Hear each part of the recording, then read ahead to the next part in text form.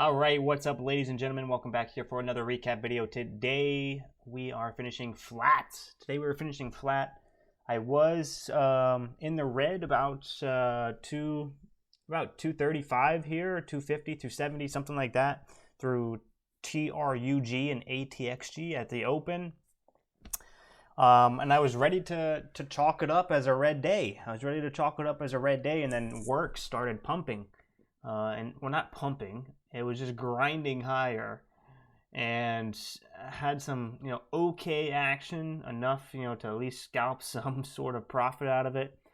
I was able to pull about 200 bucks out of WORX and really minimized my loss from down about 250, 270, somewhere in that area, to pretty much flat, so only down 11 bucks. So I'm pretty happy, considering it could have been a pretty bad red day. And yeah, I'm happy we did get some action on WORX, because before seeing this, it was barren. It was very barren, and this was also like not easy to trade as well. You had this pretty nasty false breakout, and I was just kind of trading it on like kind of smaller size, just taking quick trades. Nothing, I didn't really size big into any sort of specific area. But I was able to pull out 200 bucks out of it.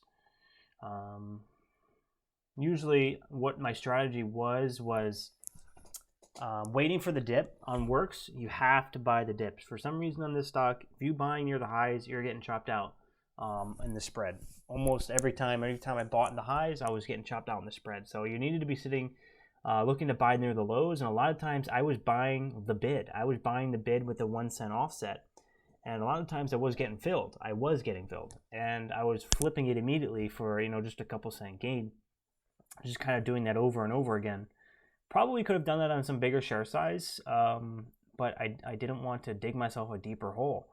I was down 250. I didn't really want to capitulate down to 500, down to 700, and WORX wasn't exactly the best stock of the spec stock of the month or the best stock of the year.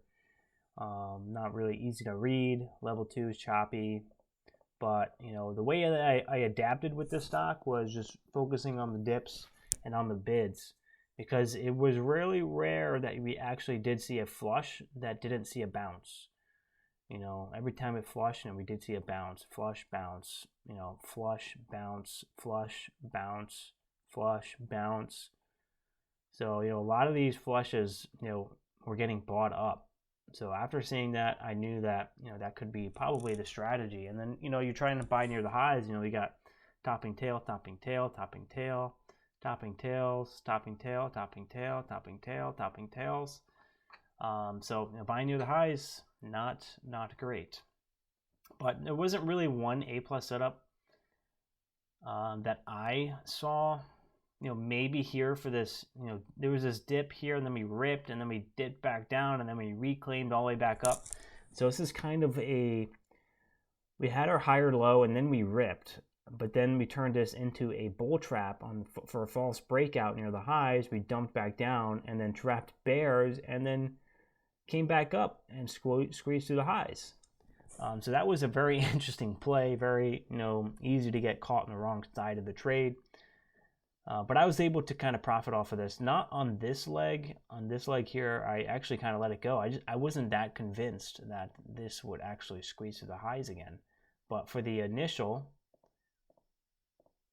push, for the initial push, I got in here at 81, 79, 81, and then selling near the highs. Or not near the highs, kind of like in the mid area, right around $4, which was a decent trade, and definitely helped me out a lot with getting back to flat. But what happened here on TRUG was at the open. I was struggling with this one. I was just getting chopped out left and right, and I was trying to take some bigger size. 2K shares, in some of these areas, I was in 1 minute candles, I was taking 10K shares, 15K shares, kind of just getting in, getting out, getting in, getting out. with 2,000 share increments, but you know, over the course of 1 minute, you know, that could equal 10,000, 15,000 shares. But you know, I couldn't get a grasp on it. I did trade pre-market a little bit on it. I was able to make some small profit on it, maybe like 30, 40 bucks. But then at the open, I just could not get a grasp on this thing. I couldn't. Anytime I was getting in, I was getting shaken out.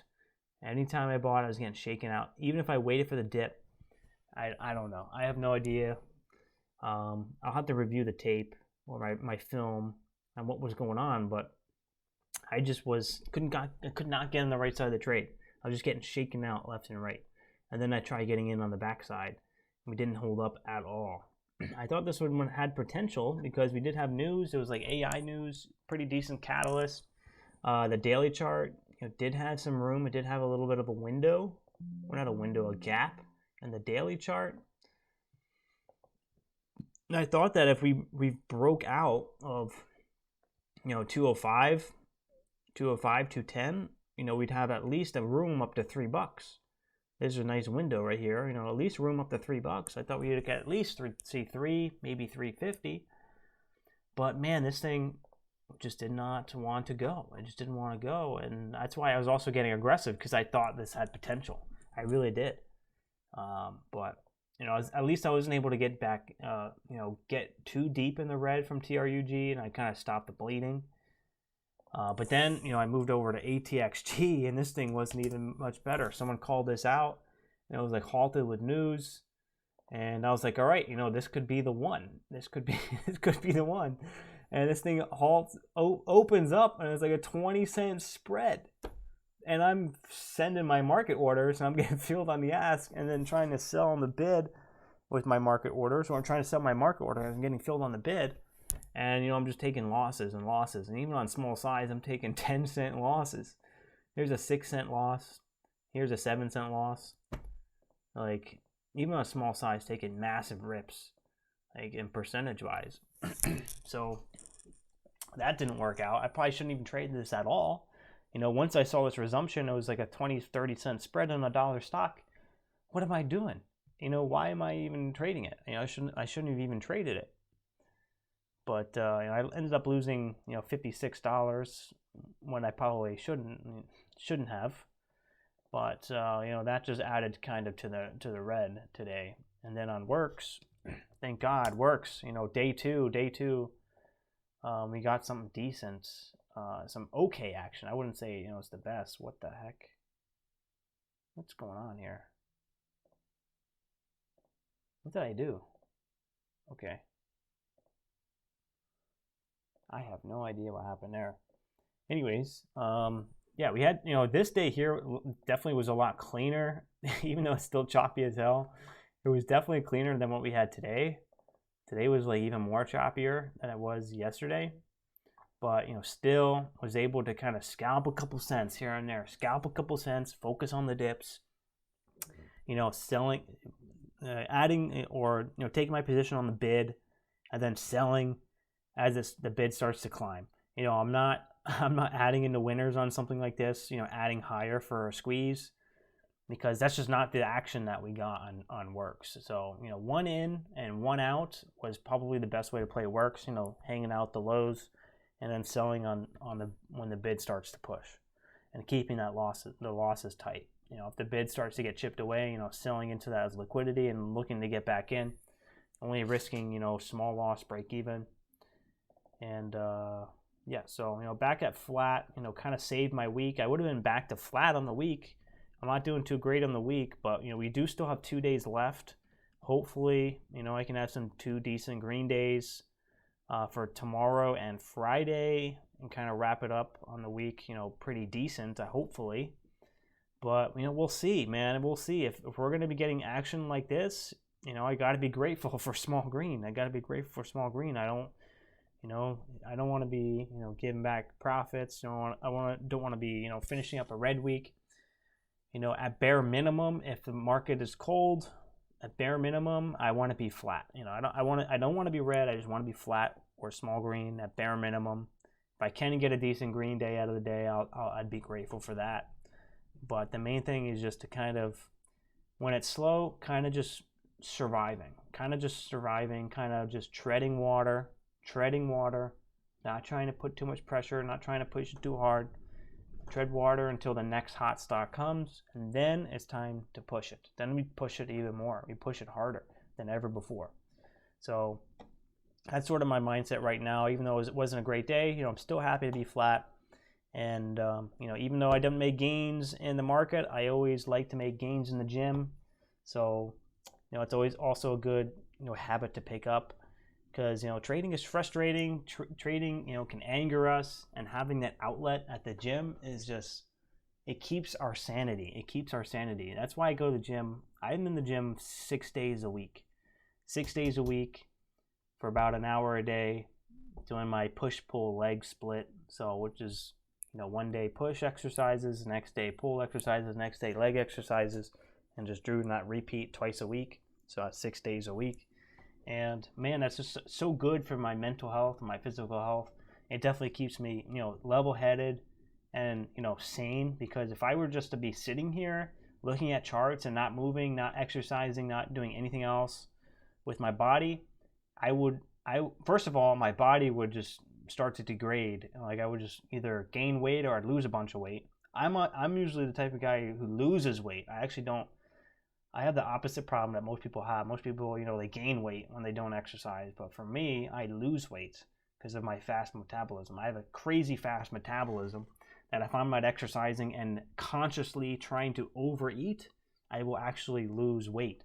So because of that fast metabolism, I gotta constantly be, exercising my muscles, maintaining my muscles, maintaining my body weight, and consciously eating more. So I'm completely off topic here, but I don't even know what I was saying. But yeah, if I was just sitting here, just watching the markets, first of all, my body I would lose a bunch of weight, and then my mind would not be sharp because there's no blood flow, and I'm just sitting here stagnant looking at charts, and I'd probably be anxious and get angry easy and taking it out in the market, and it can really affect your emotional state. And as we know, emotions do have a play in how we perform, and so the more we can kind of stay even keeled, the better we perform. So that physical exercise will definitely help us keep that homeostasis in our emotional center. So that's my little motivation talk to get into the gym.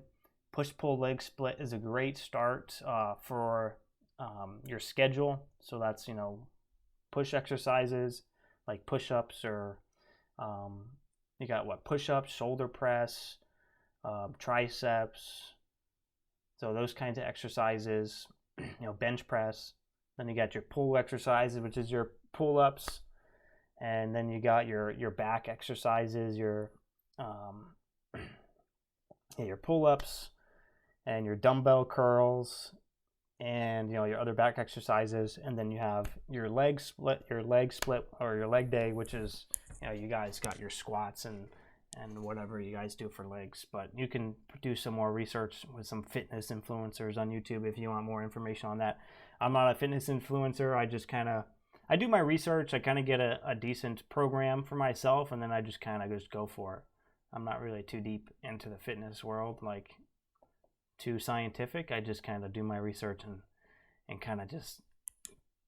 I just get my basic knowledge and then go for it and just put in the work. That's kind of my attitude. So I'm not going to get too deep into this. I don't even know how it's only 14 minutes. So only a 14-minute video. Market's about to close in 50 seconds. So, small day, red day, flat day. Hopefully we get something tomorrow. Trying to maintain, my green on the week. I'm trying to maintain my sanity.